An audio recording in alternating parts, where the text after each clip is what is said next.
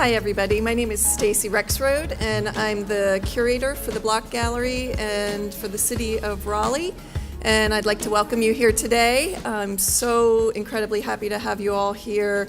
The Block Gallery is a special place in that it's in a public arena where people that might not interact with art get the opportunity to come and see beautiful works like the works of Barbara Tyroller and Elizabeth Matheson.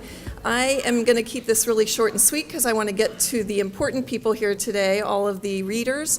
And so with that, I would like to turn it over to the artist, Barbara Tyroller.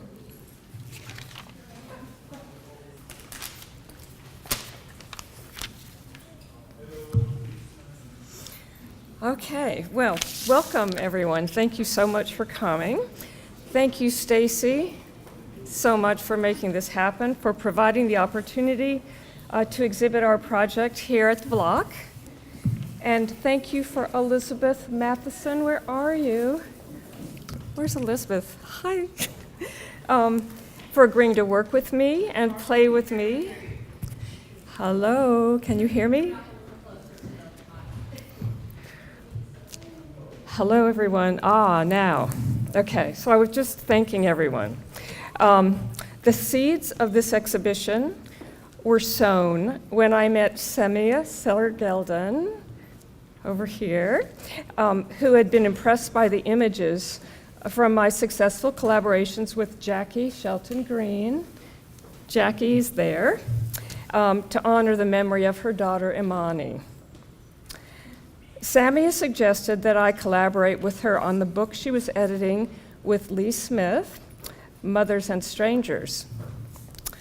When Stacy invited me to participate in an exhibition, we decided Elizabeth would be the perfect partner, a seasoned, smart, sensitive photographer with a love for the written word and for her writer friends in the Hillsborough community. Meeting then with Samia, Elizabeth, and Stacy, the four of us decided our show would be a photographic response to some of the writers in Samia and Lee's book, Mothers and Strangers. I would photograph the writers, and Elizabeth would photograph the spaces they inhabit. Thus, mothers, daughters, and the writing life evolved. I was once asked by a dear friend who had worked with me on many projects why it was so very important for me to collaborate with others. It is the creative spark that is captured by sharing a common goal, one that demands trust, respect, assertion, and compromise to produce something larger and more universal. And my husband taught me that. Thank you. I've loved collaborating with Elizabeth, meeting Samia, working with Jackie again, and meeting 6 new authors, if only briefly, through the gift of photographic portraiture. Given the limitations of one exhibition, only 7 writers are portrayed here, but Elizabeth and I both hope to work with other authors in the anthology in the future. Thank you.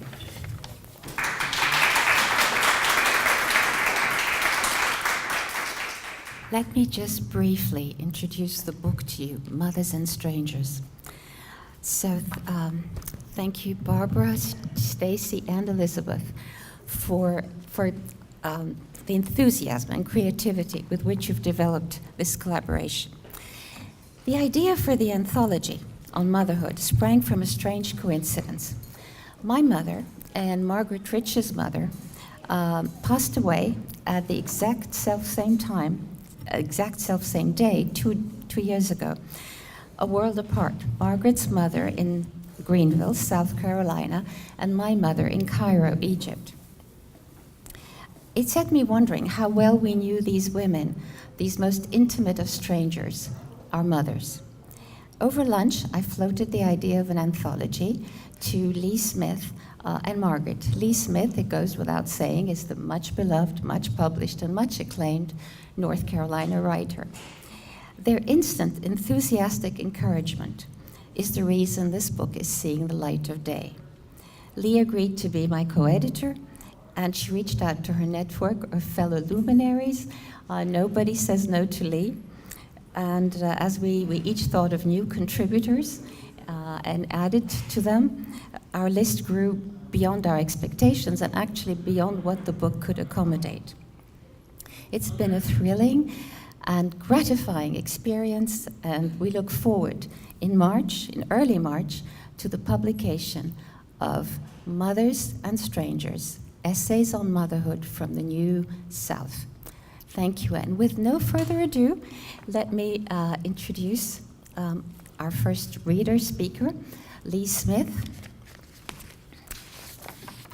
Lee is the author of 17 works of fiction, including Fair and Tender Ladies, Oral History, and the recent novel, Guests on Earth. She has received a great many awards, including the North Carolina Award for Literature and an Academy Award in Fiction from the American Academy of Arts and Letters. Her novel, The Last Girls, was a New York Times bestseller and winner of the Southern Book Critics Circle Award. Dime Store, A Writer's Life, a collection of personal essays, was published in March 2016.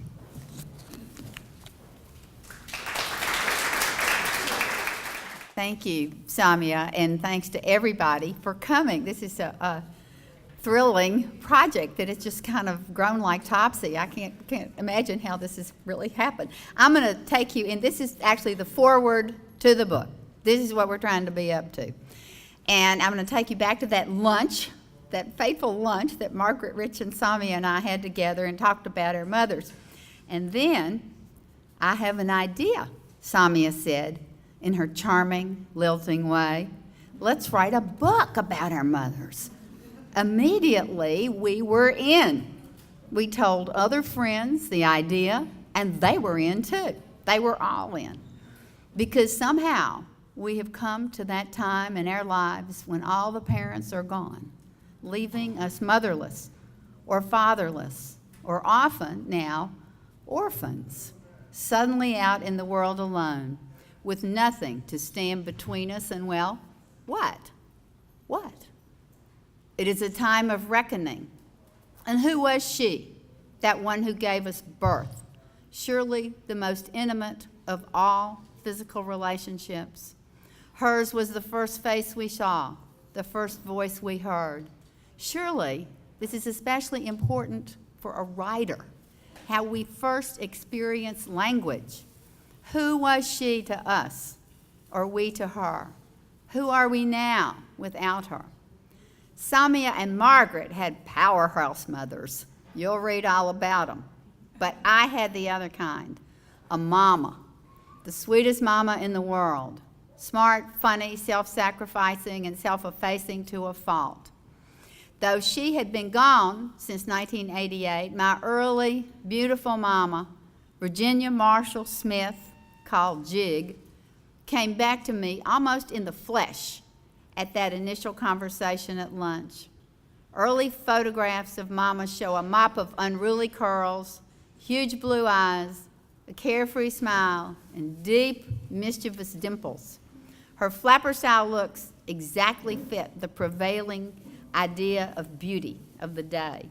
No wonder my father, Ernest Smith, fell madly in love at first sight and brought her all the way across Virginia from Chincoteague Island, where she had grown up, to his little mountain hometown of Grundy, nestled in those Appalachian peaks and hollers where she would feel a little bit homesick forever, even though she adored him, and vice versa.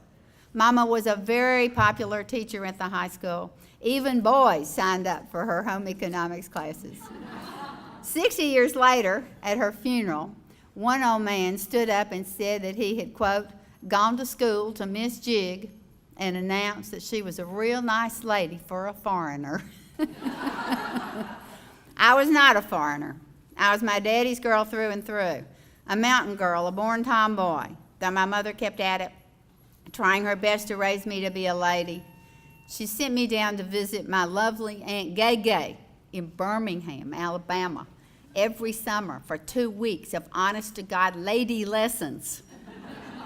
Here I'd learn to wear white gloves, sit up straight, and walk in little Cuban heels. I'd learn proper table manners, which would then be tested by fancy lunches at the club on top of Shades Mountain. I'd learn the rules. A lady does not point. A lady eats before the party. A lady never lets a silence fall. And a lady does not sit like that. I didn't want to be a lady, of course. I wanted to be a boy. The only child of two older parents who had been told they could never have children, I felt too cherished, too watched over all the time. It made me want to break things, like that white china figurine of the Japanese lady, or the bowl once owned by Robert E. Lee. When I was in high school, my mother told me that she had quit teaching, which she had loved, when I was born. Why did you quit? I asked, suddenly realizing that I didn't know the answer. Well, your daddy really didn't want me to work once he was making enough money, so I didn't have to. He thought it didn't look good in the town. He wanted me to be a real lady, and I wanted to quit anyway in order to raise you. I was horrified. What a terrible responsibility for me, the raisee. And I was not turning out so good either. I had already flunked the lady lessons. I would grow up wild, drop in and out of schools, marry young, and very soon I had 2 children of my own, my darling boys, 17 months apart, Irish twins as they were called. And then everything was different. So did I become my mother's daughter? Well, no. But it's a wistful no. Now I get it. Now I'd be proud to be half the lady and half the mother that my own mother was. The fact is, my whole life changed forever when I had those boys. For when you have a baby, you are also born again. Children change us. They switch our focus from the inside to the outside. They bring us the world, the whole world all over again. They hold us to life, face us to the flame. You never know what you can do until you have a child.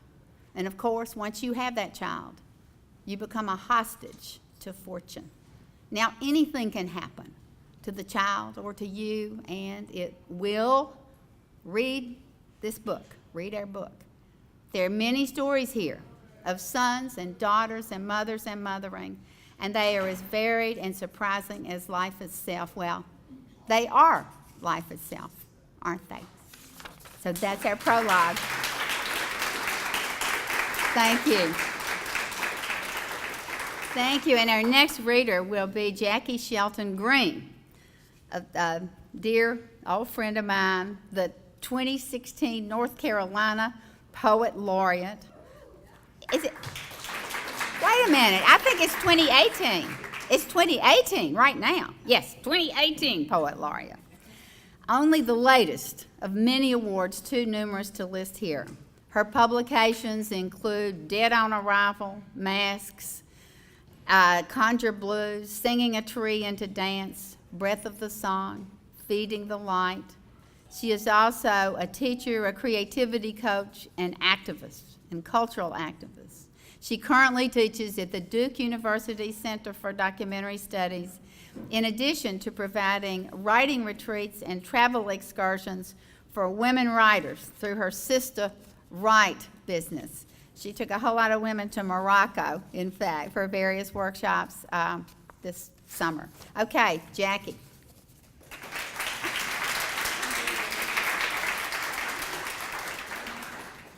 Greetings.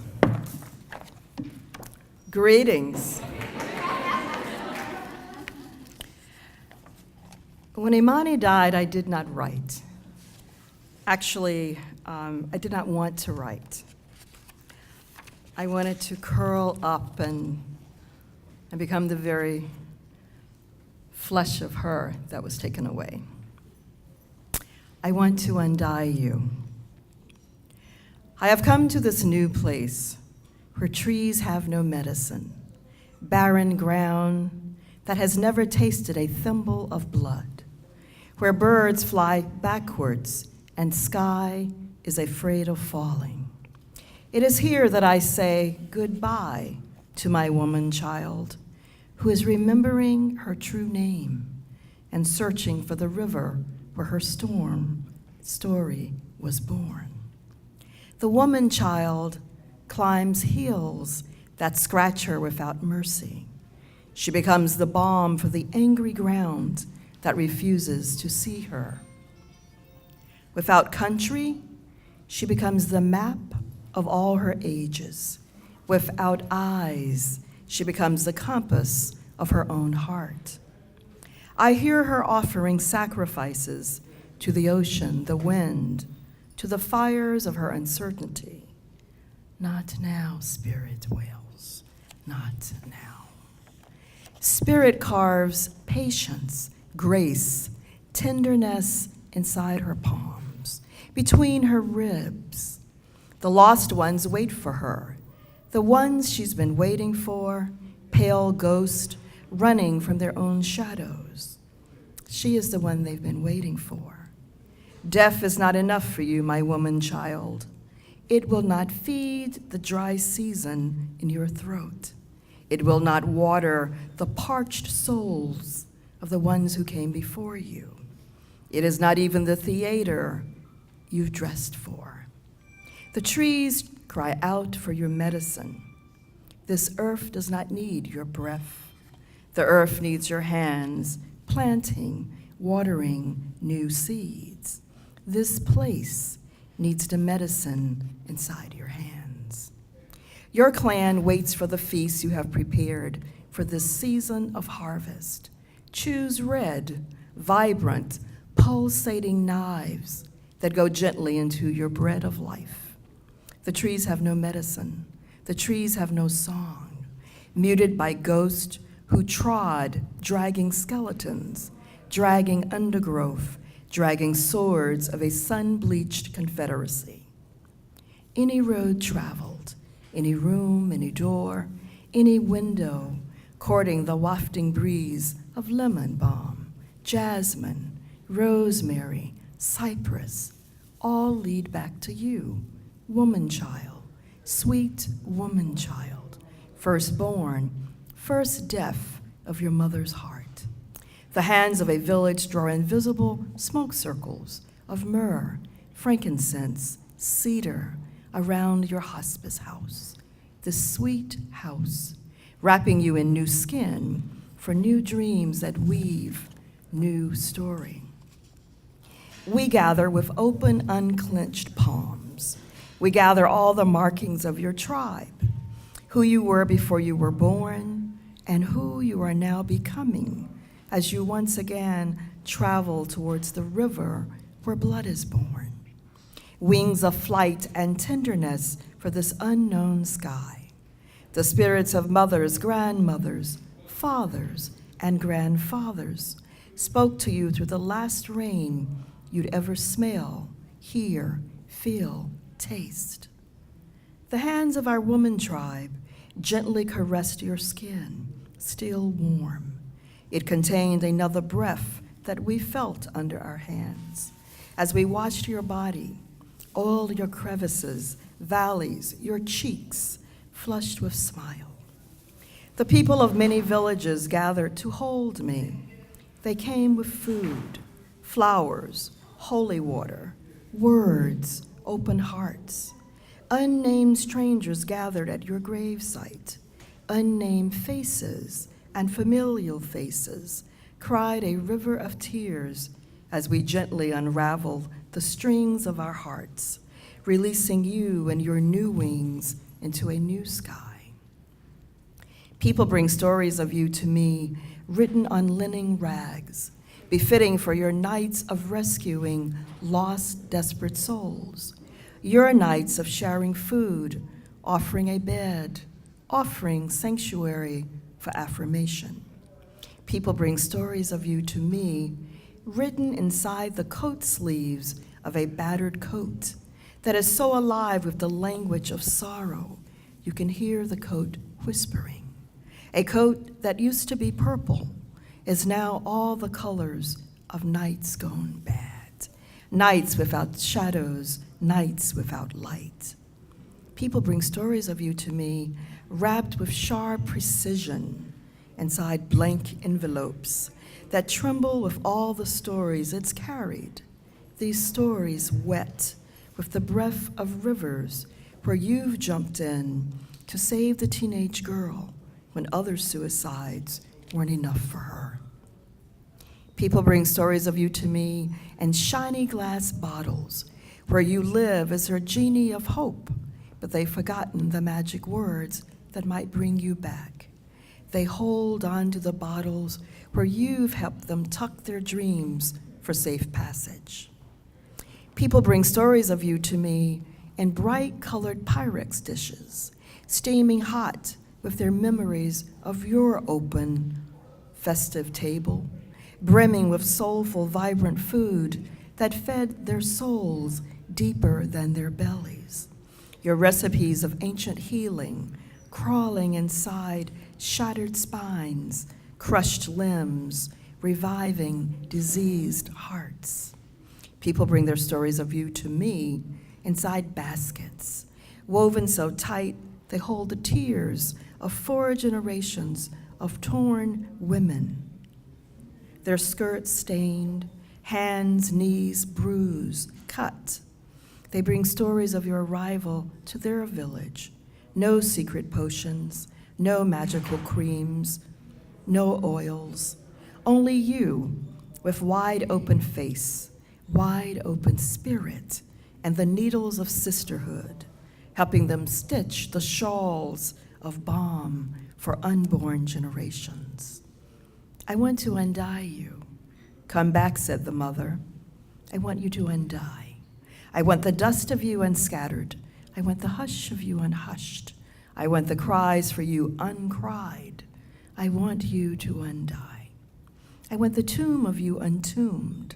I want the dirge of you unsung. I want the grief of you ungrieved, the clock of you unstopped, the length of you unfolded. I want the scars of you unscarred. I want the road of you untraveled. I want the fret of you unfretted, the prayers of you unprayed. I want the scream of you unscreamed. I want the verb of you unverbed. I want the slumber of you unslept. I want the shroud of you unshrouded. I want the earth of you unbroken, the river of you unflowed, the desert of you unbarren. I want to unmourning that morning. I want to unbreak the broken of you. I want to unconfuse the confusion of you, undiagnose the diagnosis of you, unsteal the stolen of you, unmurder the murdered of you, unbutcher the butchered of you, unwound the wounded of you, unbound the bondage of you, unsterilize the sterility of you, undeny a life denied to you, unseal the sealed of you, unmask the mask of you, unveil the veils of you, unexpose the exposed of you, unsacrifice the sacrifice of you, unerase the erasure of you, unlock the locked of you, untake the taking of you, unstill the stillness of you. For several hours, I watch a straight beam of light crossing a closing day.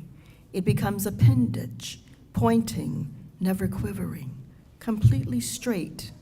In your dreams, you chase dragonflies, pattern your wings from their colors. Thank you.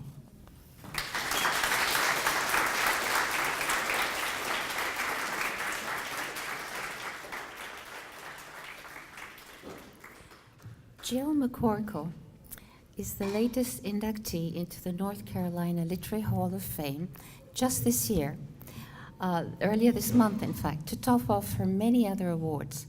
She has the distinction of having published her first 2 novels to critical acclaim on the same day in 1984. They were The Cheerleader and July 7th. Since then, she's published 4 other novels, including her latest, Life After Life, and 4 collections of short stories.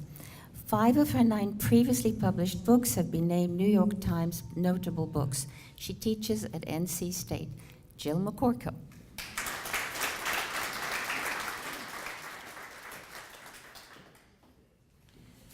Thank you so much. It's such an honor to be in this company and a part of this project. I'll just read a little from the beginning. The title, Are You My Mother? Are you my mother? I'm your daughter. Daughter? I have a daughter. You have two. Am I married? Yes. Thank the Lord. Many of my conversations with my mother begin this way and have for several years now. She has dementia, and we're never sure what a visit will bring. A groggy, inwardly turned old woman who will not hold her head up, or a lively, fast-talking hall monitor greeting everyone who passes, usually with the exuberant kindness as she would have dispensed in the vestibule of the First Baptist Church a decade ago and the many years prior to that. Hello, sweetie, how are you today? Then just as easily she will slip into another realm that is common in this new existence, but completely foreign to her old one. Where did you get such a big tail? God, I'd do something about that. And look at that one. I often think of those old topsy-turvy dolls with her changing moods, 1 minute smiling and cheerful, and the next angry and saying things she would never have uttered in her other life. Sometimes I'm a long-dead cousin or her grandmother.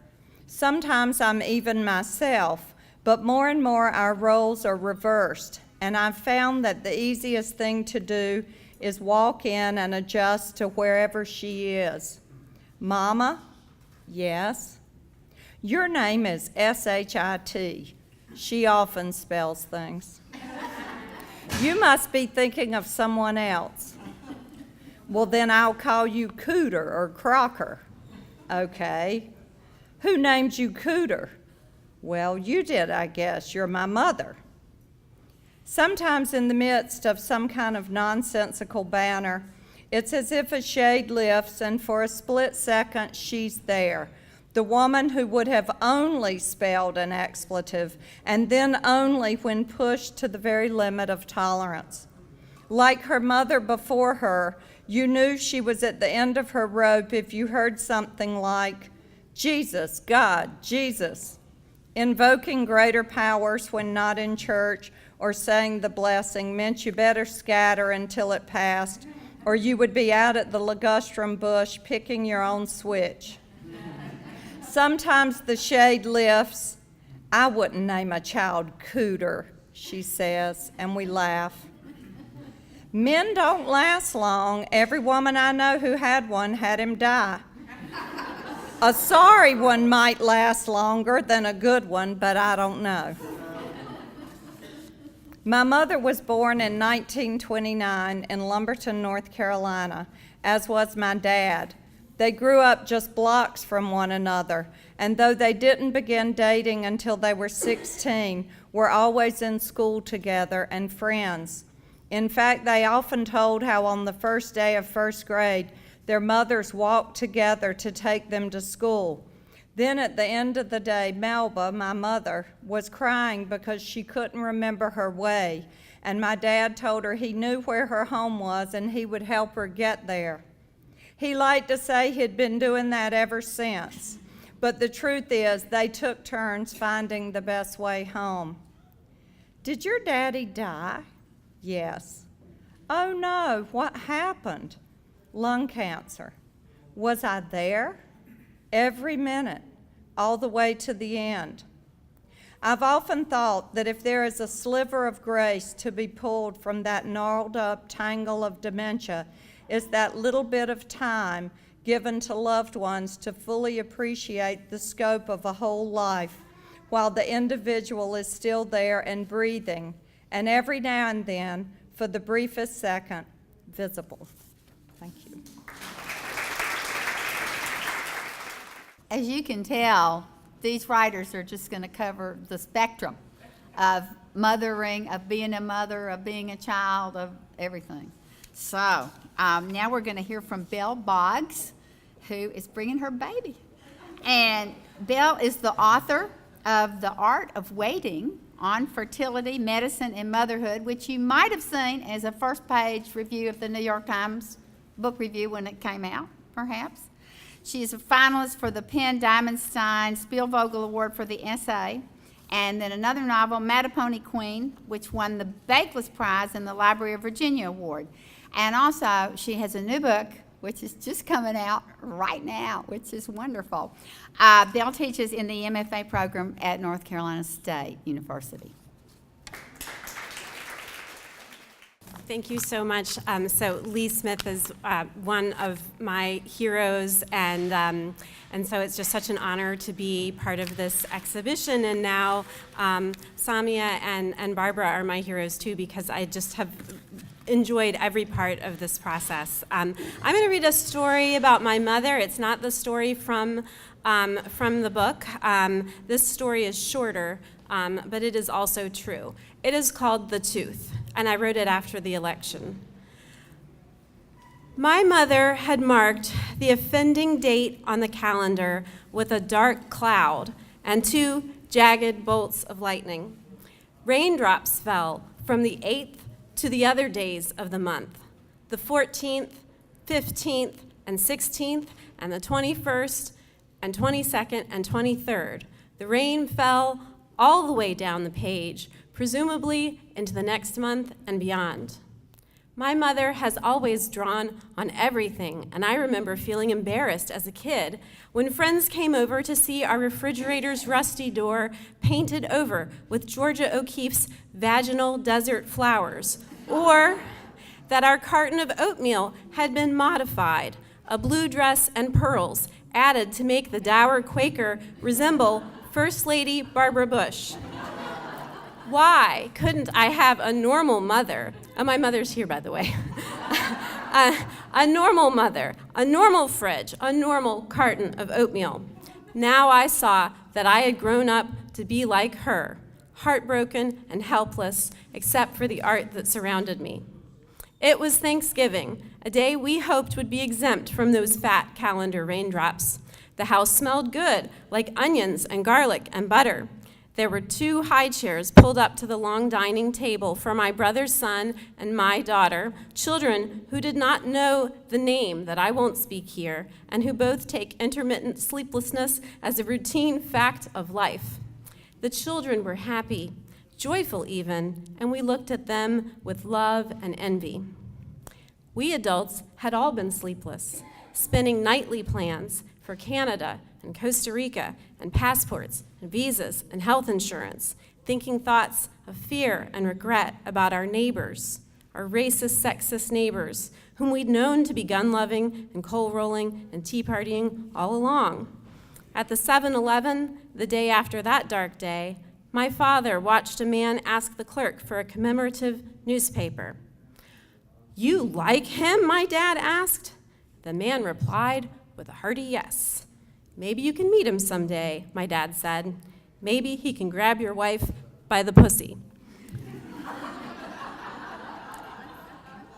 That was the mental and social atmosphere we were trying to shake off, with turkey and cranberries and stuffing. My mother, maybe the most sleepless of us all, had gotten up at 4 a.m. to roast the turkey. Here's the thing, she's a vegetarian. All the women in my family are vegetarian. My brother even married a vegetarian. We are vegetarian women who cook meat for men. Not that the men make us or oppress us, but oppression is subtle, isn't it? Sometimes you just kind of internalize it. Because Mom started cooking so early, we sat down to the table for the earliest Thanksgiving we'd ever celebrated, as if we were afraid, maybe we were afraid, someone would come and take it from us. It wasn't even noon when we refilled our glasses. The children amused us with their antics, and we talked about other things. After dinner, I began to make a poached pear pie from a Martha Stewart recipe.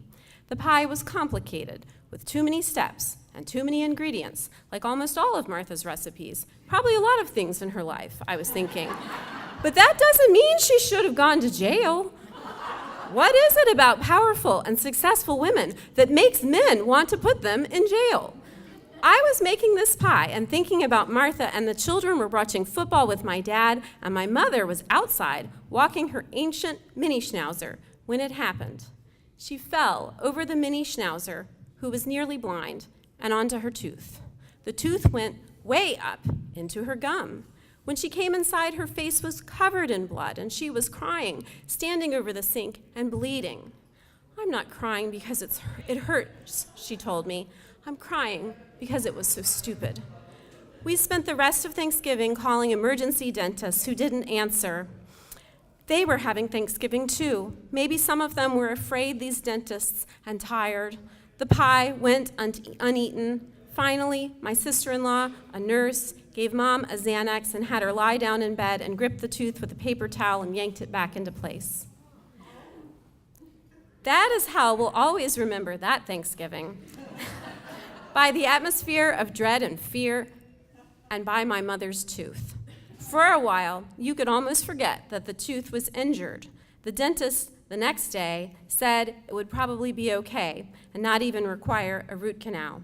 But then the next specialty dentist took a different x-ray, and that one showed that my mother's skull had cracked. Just a hairline fracture, but still, she might need partial dentures. "A partial," my mother wailed. We all thought then about my grandpa, who was dead in West Virginia and liked to take his partial out before dinner, mostly to upset my grandma. How would he have voted? We didn't like to think. That was how things went for a while. Terrible. Then you thought maybe there was a reprieve, and you forgot that things were terrible. Then they were terrible again. Terrible, forgetful, terrible. That was the pattern. That was last year. Actually, that was 2 years ago. In January, my mother came to visit. She carried a sign, "Resist," that trailed green glitter onto the sidewalk. My daughter carried a sign. My husband carried a sign, "Resist, love will win, resist." We walked with our neighbors and friends to the march. I asked her on the way if she'd been to the dentist, how her tooth and facial bone were doing. "It's healing," my mom said. "My dentist says it's a tough bone." I thought of the bone in my mother's face, knitting itself back together. We marched. No rain fell on us. No rain fell that day, not on us. Thank you.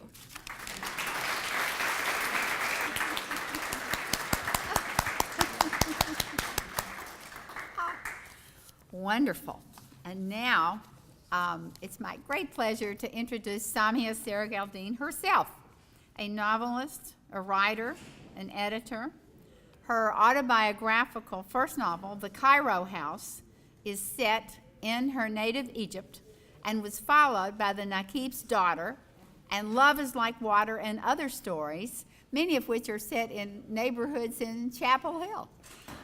She is also the author of many essays and works of nonfiction and is an editor and a co-founder of the magazine South Writ Large, Stories, Arts, and Ideas from the Global South. And y'all are the Global South. Thank you, Lee. It's a really hard act to follow, a cute, cute baby. So, let me start. When my mother didn't visit me right after she died, I thought I knew what she was waiting for. It had to do with a promise I'd made 10 years earlier. I was visiting her in Cairo when, one day on a whim, I unearthed the big boxes that contained the albums of family photos in the closet where she kept her wedding dress, the 3-meter-long white satin train carelessly folded. I suppose when you've lost as much in your life as my mother had, you either learn to be careful of possessions or the exact opposite. Among the albums, I came across 3 slim, leather-bound notebooks I'd never seen before, journals that she'd kept sporadically over a period of 20 years, filled with her distinctive, backward-slanting handwriting in English, remarkably unchanged from her late teens. I hadn't known she'd kept a diary. She took the journals out of my hands. "I'm thinking of destroying these. They're private. I don't want them falling into anyone's hands and being read by the wrong person. I promised her that if anything ever happened to her, I would make sure they didn't fall into anyone's hands but mine, and that anything truly personal would stay private.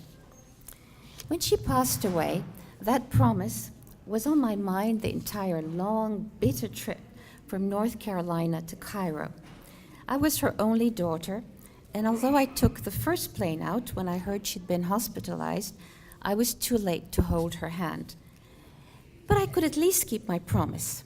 First, though, there was the memorial service to get through. The burial itself had taken place the same day my mother passed away, as is the custom in Egypt, and the date of the service was coordinated to allow me just enough time to arrive in Cairo. So I had not had time to shop for black clothes and had packed what I found in my wardrobe. For the service on that hot late September day in Cairo, I dressed in a cap-sleeved black sheath and sling-back kitten heels, vaguely aware that my mother would not have approved of either under the circumstances. "That dress is too light as well as inappropriate," I heard her saying. The odd thing, of course, was that it was my mother's voice from the time when she was still herself, her old critical voice that I remember from my teens onward, before she mellowed into benign vagueness in her last years. It was as if I knew that with death she had shed the debilitating mask of age and regained her old judgmental personality. "Have you put on weight? That skirt looks too tight." "No, Mummy, actually, I lost a kilo since school started." "That's why your face looks pinched. It doesn't suit you. You shouldn't diet." "But I thought you said the skirt looked tight." "It was riding up your legs. Horrible sight. It's too short." All the girls in my class wear their skirts shorter. Yes, well, we're not everybody. We don't have to be slaves to fashion. My mother's memorial service was very well attended. I knew she would find that gratifying, and it assuaged my sense of guilt. In her later years, she used to complain that, as her only daughter, I didn't pay visits of condolences or attend memorial services, and that, as a result, no one would attend her own memorial service when the time came. That night, I didn't dream of my mother. That didn't worry me too much, not yet. I had dreamt of my father 3 days after he died, and of my beloved maternal grandmother as soon, in spite of the fact that I was 2 continents away at the time. The dreams, I will call them that, although I experienced them as night visitations, had come as loving leave-taking. A welcome confirmation that their souls were at rest, a sense of closure. I craved that posthumous visit from my mother all the more for the reassurance that she was at peace, not only with death, but with me, for failing her at the end, for not being at her deathbed when she asked for me. Once I'd found the journals, I believed, once I'd kept my promise, she would come. The next day, fighting off fatigue and jet lag, I went back to my mother's house and engaged in the marathon of burrowing into her overcramped closets until I found the boxes of albums, the bags of letters, the badly folded satin dress, wedding dress, and among them the 3 slim leather-bound journals, her precious diaries. I got up off my knees, brushed off the dust, and expropriated the boxes and their entire contents to take with me and sort through at home, with the blessings of the entire family. After all, I am the keeper of memories in our family, the sentimentalist, the fabulist, the weaver of stories. There is one in every generation.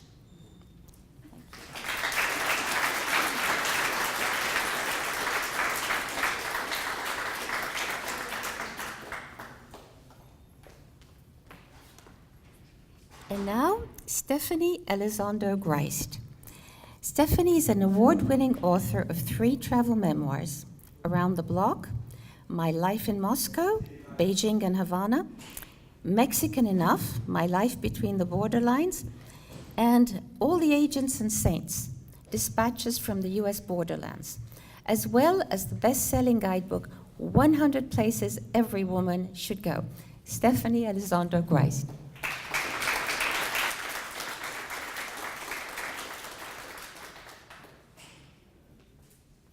Actually, I think you all can hear me well if I just come out right here. Yeah? That's how I like to perform. So, thank you all so very much for being here, and thank you for inviting me to be part of this anthology. I have captioned my little photo series downstairs, Nepantla, and that is the Aztec term for living in the state of in-between. That is how the indigenous describe their struggle to reconcile their indigenous ways with the way that Spanish colonizers wanted them to be in the 16th century.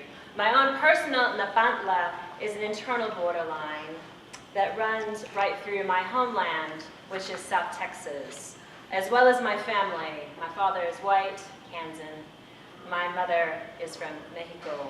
All of my work occupies the liminal space between these identities. So I'm going to read to you from the journey that started that internal excavation that's been the subject of my work. It is called Mexican Enough, and it is about a year that I spent in the ancestral land of my mother, her mother, and all the mothers before them. This is called Legacies. Once, when I was 6, I leaped in front of a moving car. My lip split halfway to my ear. As the surgeon stitched my cheek, I decided that motor vehicles were death machines and should be avoided. This is why I live in New York City. Subways.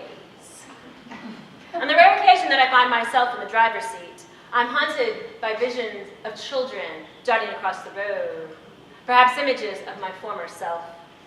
I grip the steering wheel at 11 and 1 o'clock, lurching and braking like now. I'm sputtering down I-10 in a 92 Mazda, en route from Los Angeles to my parents' house in Corpus Christi, Texas. Today is a Tucson-El Paso leg. I veer off the highway onto an isolated farm road, curving along the Mexican border, and wind up in a desert choked with cactus and with brush. But this is my ideal driving scenario. Nobody to hit. The air conditioner has perished, so it's hot as blazes. I roll down the window and contemplate my 30th birthday, which is a month away. My 20s were consumed by my first book, a memoir about traveling around the communist bloc. During the decade it took to research, write, and publish it, I grew keenly aware that I was living backward, more in my past than in my present. It's time to move on. But where? To what? When I was listening to my book tour, I had a ready reply: learn Spanish. Despite being third-generation Mexican on my mother's side and growing up 150 miles from the border, my Spanish is best described as Tarzan light. A primitive vocabulary spoken entirely in the present tense. My mother faced so much ridicule for her accent growing up. She never taught my sister or me how to speak properly. I mostly picked up curse words in school and opted to learn Russian in college. Studies show only 17% of third-generation Mexicans speak Spanish fluently, but it riddles me with guilt, especially now that I've entered the publishing world. I am turning down invitations to speak to groups I supposedly represent because I literally cannot communicate with them. A logical life plan would be to venture across this desert and explore the land and the tongue of my ancestors. But the very notion terrifies me. Ask any South Texan. To us, Mexico means kidnappings and shootouts in broad daylight in Nuevo Laredo, or the unsolved murder of young women in Ciudad Juarez. It means narco-traffickers in every cantina, and explosive diarrhea from every comodoro. When I was in high school, a college student got snatched off the street while partying down at Matamoros during spring break. Bound and gagged, he was driven to a ranch run by a satanic cult. Next thing you know, he was menudo. One worshiper made a belt out of his victims' spinal cords. So go to Mexico? Thanks, but I'd rather return to Moscow and hunt down my old mafiosi boyfriend. I'm cresting a small hill now. Glistening pools of water appear on the road up ahead, then evaporate. It is dizzyingly hot. I glance down at the gas gauge. It's nearly empty. My cell phone is roaming. Not a soul has passed me on this road. This Mazda breaks down. I am toast. I better turn around and rejoin the main highway. My foot hovers above the brake as I grasp the clutch. And then something appears in the distance. Objects in the middle of the road, moving sluggishly, then quickly. Bears? What kind of bear prowls around the Arizona desert? No, there must be wild dogs, big ones, standing on their hind legs and running? No. They are people. One figure seems to be a child. My lifelong phantom has actualized. I slam the brakes. There must be Mexicans fleeing the border. I blow the horn. Agua! Tengo agua! I scream out the window. They must need water. I have 2 bottles. I must give them one. But what if water isn't all they need? What if they ask me to take them somewhere? Of course, I will say yes. How can I deny a ride to people in the middle of the desert? What if they don't just want a lift? What if they want my car? What if they take it, toss me into the cactus and draw away? I mean, that's what I would do if the tables were turned. Throw out the gringa and go. The irony here is immediate. Nearly every accolade I have received in my life, from minority-based scholarships to book contracts, has been at least partly due to this genetic link that I share with these people charging through the snake-infested brush. What separates us is a twist of geographical fate that birthed me on one side of the border, them on the other. They are too Mexican. I am just enough. The Mazda has slowed to a crawl. The border crossers have vanished. Water shimmers where they once stood. I pause a moment, wondering what to do, then slowly begin to accelerate. As I look off into the desert hills from which they descended, a surprising thought flashes through my mind. I want to go to Mexico. And so I did. As we today celebrate mothers, I ask that we all think of the mothers of the 12,800 children that are in detention center right now, 100 detention centers all across this country. Thank you. And it's my great pleasure now to introduce Lyndon Harris, who is an award-winning playwright, columnist, essayist, and I would have to say activist. I've been so impressed with her work for years as the founder of Hidden Voices, where prisoners are, you know, she works with people in prison and they write plays and then they are put on. And she's a former artistic director of the Art Center in Carborough. And in 2003, that long ago, she founded Hidden Voices. Okay. Her related play, Count, played recently to packed houses at UNC's Playmakers Theater. Lyndon was named a founding cultural agent for the U.S. Department of Arts and Culture in 2014, and she is a founding team member of the Duke Transformative Prison Project, and she teaches at Duke. Okay.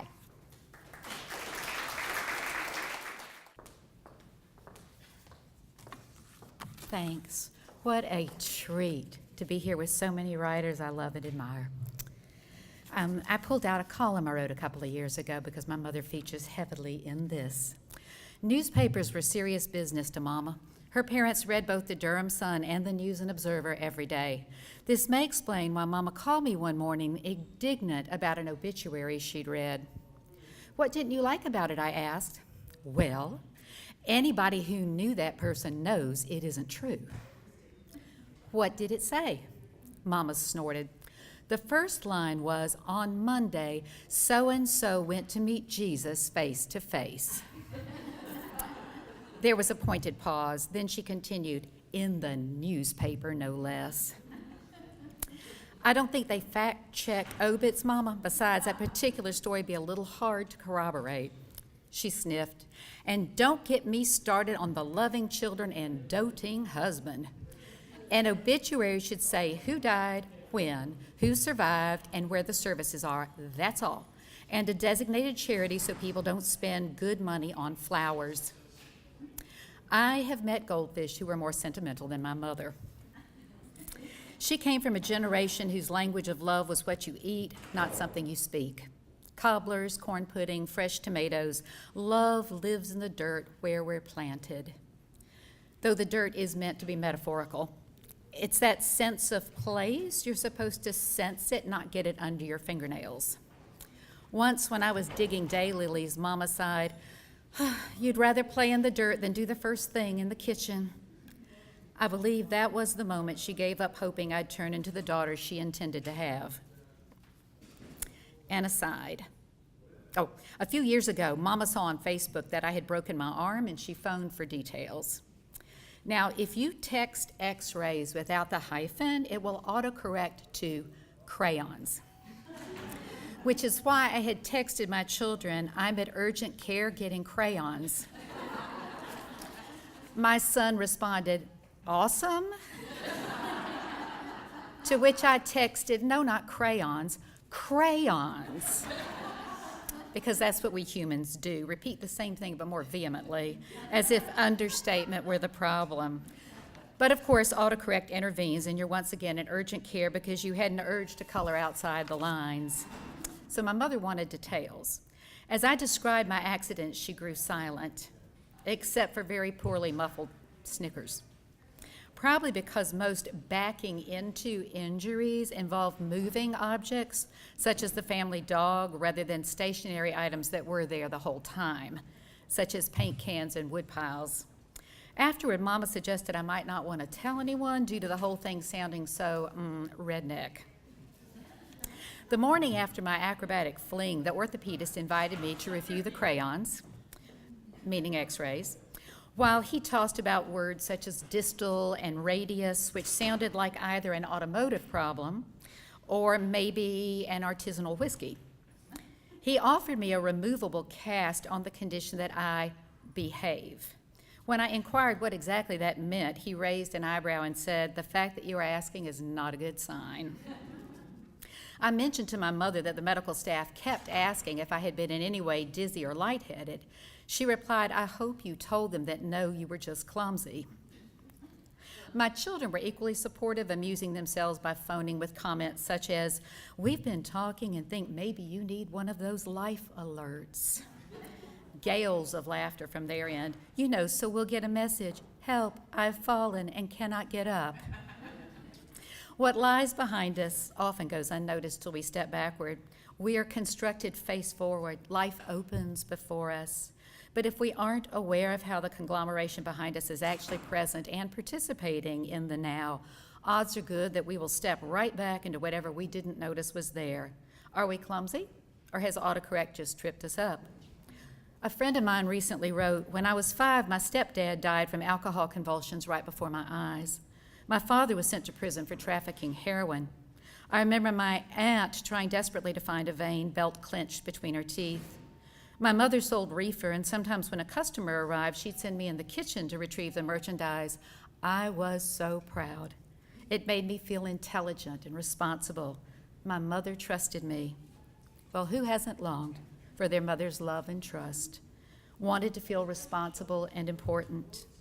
It's tempting to lull ourselves with the story that we are where we are because we made the right choices. We behaved. So much of our culture is built on the easy story of right choice, but it's a story that keeps us disconnected and defensive and fearful, unable to accept that the mess behind us, the unknowable before us, and the bond between us are all pretty much a mystery. So here's a life alert. Our story is simply what we tell ourselves. It isn't who we are. All stories are true, but no story is the truth. My friend murdered someone, and he's a kind man. Who's going to write that obituary? His mother was dealing drugs on a wing and a prayer of moving her family out of the projects. She succeeded, but my friend stepped backward into the story behind him and tumbled into death row. Falls are pretty effortless, but where we are doesn't define us.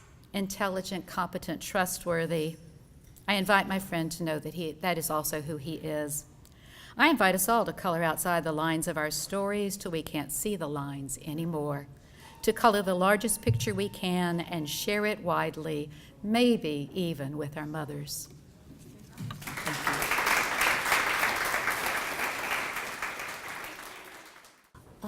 And now, almost the best for last, Margaret Rich, who is one of the people who inspired our anthology.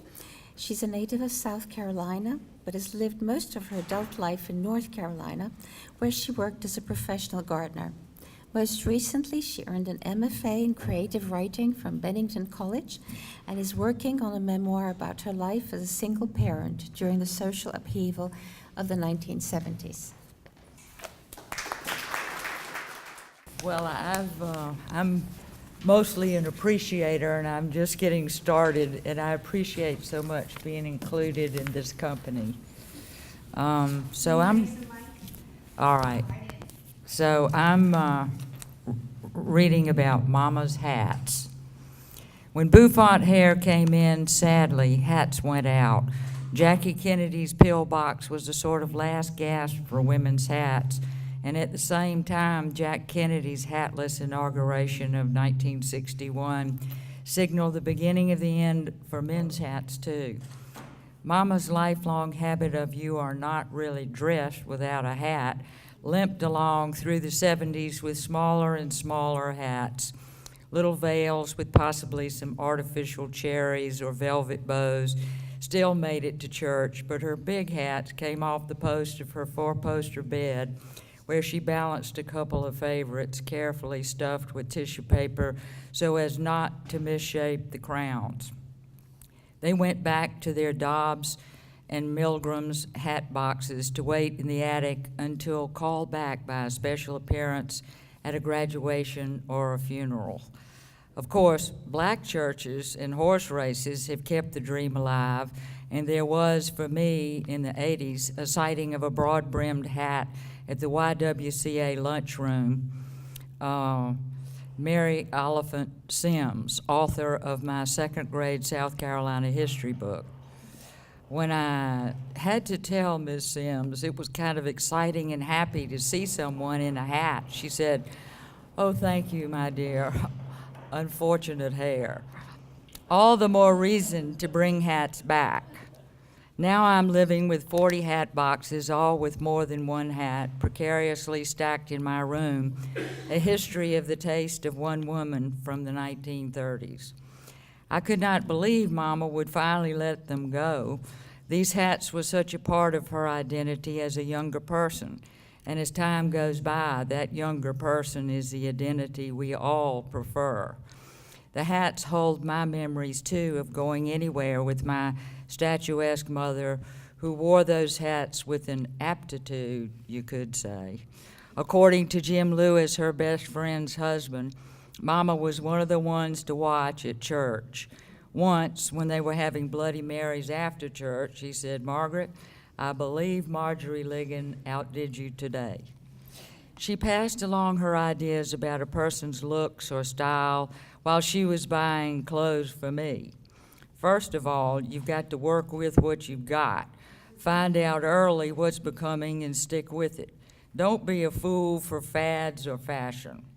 No bouffant hair for Mama. By the time I went off to college and Mama was fairly sure I had stopped growing, she bought me a camel hair coat and a pair of alligator shoes, a good investment. When I started buying my own clothes, all these dictums stayed in my head. Better to buy the next size up. If clothes are too tight, they make you look bigger. As I did the full range of movement test on a new sweater, the sales lady asked me if I thought I was going to be wearing that sweater in a prize fight. Besides being given the privilege of taking care of the hats Getting them out of the attic would make some elbow room to unburden Mother's groaning house. Daddy would appreciate it before he died if he had not had to squeeze in around Mama's hats when he gave up his private architecture practice. Just because he was closing his office on Wade Hampton Boulevard didn't mean he was going to quit working. He was going to keep that drawing board and set up shop in the attic. Heaven help Daddy if he disturbed Mama's hats. When that dust-up took place, I was gone. But when my adventure with the hats began in earnest, I found a reminder of it, a 2-inch miniature hat box with a tiny hat inside, a Christmas present to Mama from Daddy. Here's one for the attic. Wish they were all this size. The fun of getting the hats moved was going to be listening to Mama tell me about each one as she inspected the boxes. Get the Scotch tape and an emery board, she said, as she settled into the wing chair, and fix me a drink. I knew the drill, not much Coke, and wondered what kind of ordeal this could work into. I fixed myself a drink with no Coke. As I sat on the footstool at Mama's knee, opening the hat boxes and unwrapping hats from the dry cleaner's blue plastic sheaths, Mama started remembering where she got this hat and the other hat, where she wore it, and what it used to look like before Miss West's hat shop rearranged it. There used to be hat shops with genius milliners bringing the world of high fashion to little towns everywhere. Miss West was one of those shops in Greenville, above Proctor's shoe store downtown, the good shoe store where you had to buy shoes if you had narrow feet like Mama's 10 AAAs. I never went up to Miss West's. You did not take children with you to buy a hat. Since 1931, 3 sisters, Genevieve, Annette, and Marjorie West, ran the shop, each with their own speciality.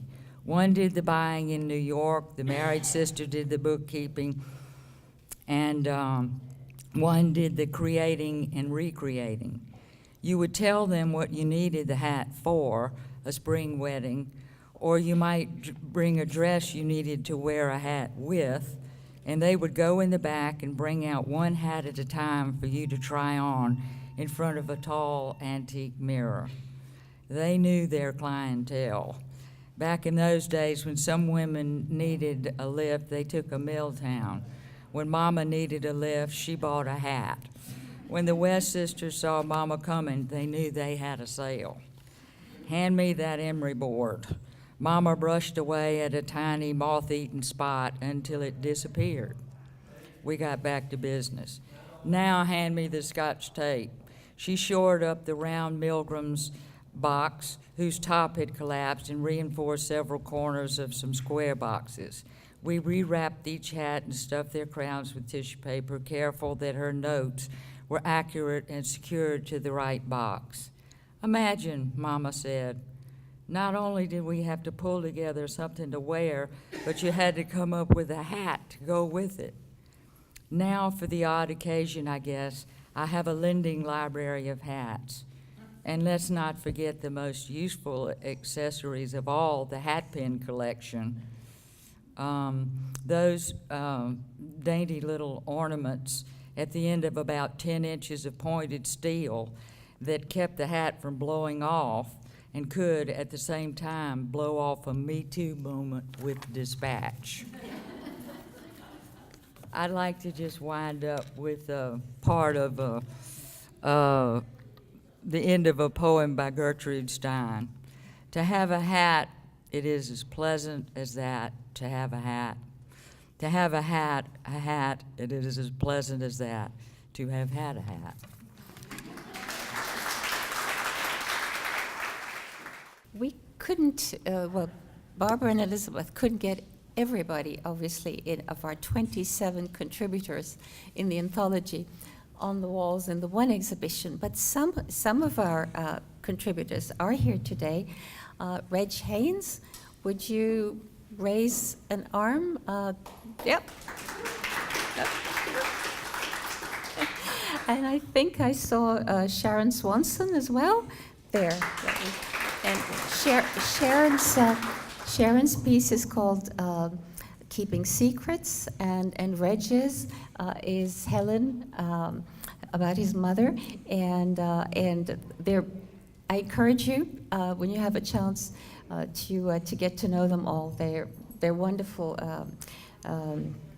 essayists, every single one of them. And I think I certainly feel privileged, and I think I speak for Lee as well, that they all contributed to our anthology and came into our project so enthusiastically that we can't have a formal question and answer, partly because of this and partly because of time constraints. But please feel free to speak to the authors that you've heard read, and help yourself. There's more stuff on the buffet, and thank you very, very much for coming, everyone.